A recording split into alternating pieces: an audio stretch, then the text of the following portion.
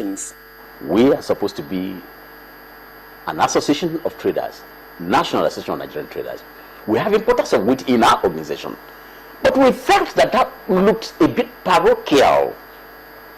We thought that was not patriotic on the part of these citizens who favored importation of wheat to our local production of substitutes that we already have here. Nigeria's Minister of Agriculture says the country spends 635 billion naira on wheat importation annually. The import price tag on a ton of wheat from the U.S. stands at $365. The customs spokesperson does not rule out sharp practices. People might engage, in sharp practice, not just in the importation of wheat, but also in the importation of, anything coming to Nigeria for two obvious reasons. One, they want to maximize profits. Two, they want to pay less duty. They want to pay less duty so that they can maximize their profit margin. This has been the case in the days past, but these days the propensity to do that is less because head or tail, they know that we are going to get them. Given the fact that cassava is readily available here in Nigeria, farmers are ready to supply despite their challenges, and some processors are ready to weather the storm. Meanwhile, many have asked that the searchlight be beamed on the wheat millers. After all, it is easier for the mixture to be done at the source. Having invested in excess of 800 million naira, almost a billion naira, certainly we wouldn't have done that just for fun. We have done it. It was a business decision. It was a deliberate step by management, and we are in it already. We have seen a lot of benefit by so doing. So for us, I think it's not more than a policy. It's a business decision, and we are fully into it. If things remain at this trend, farmers will continue to groan.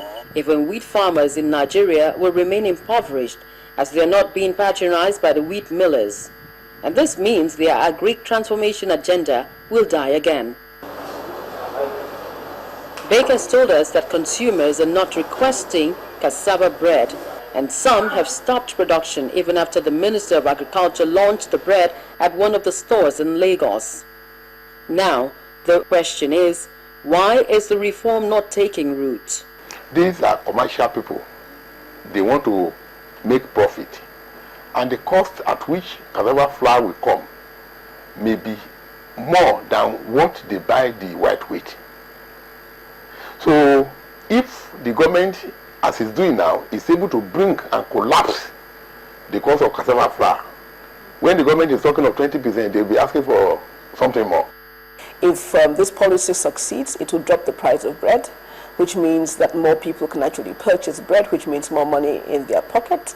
The flour mills, of course, will be fulfilling their social corporate responsibility by, supporting local farmers, and also, by reducing the overall cost, of flour, to people. So it's a win-win for everyone.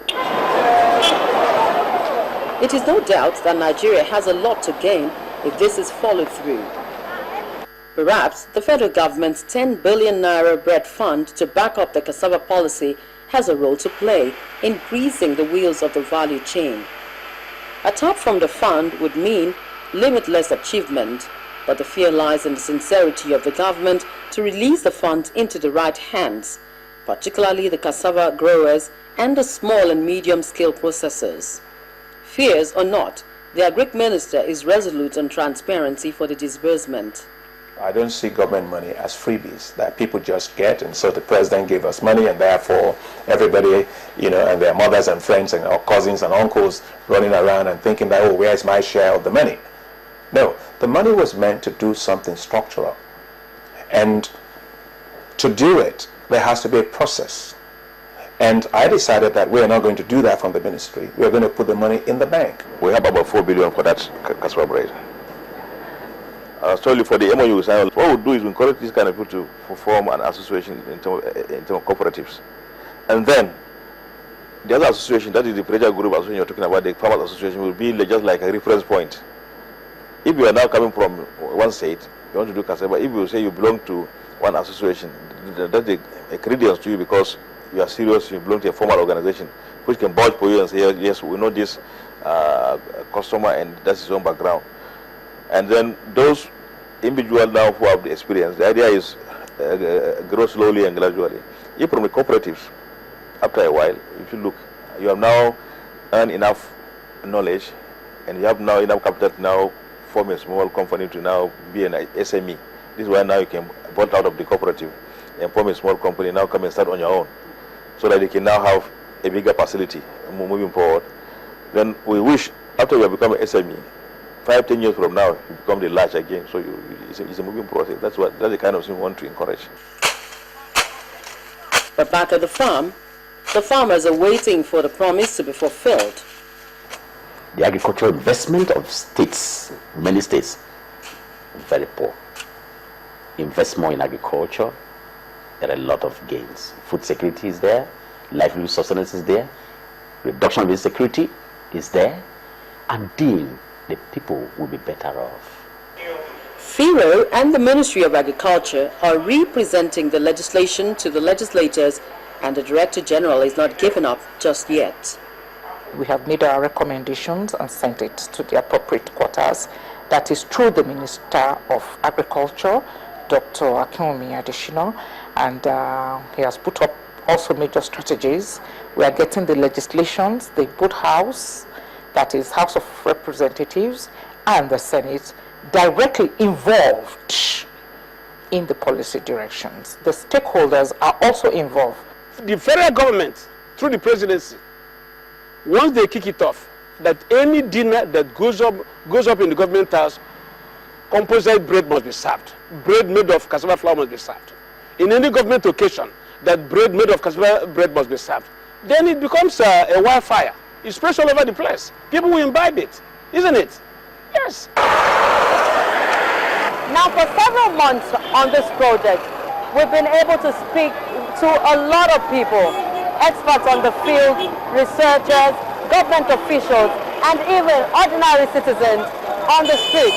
And what everyone seems to be saying is that if the Cassava Bread Initiative will boost the economy of Nigeria, then let's do it.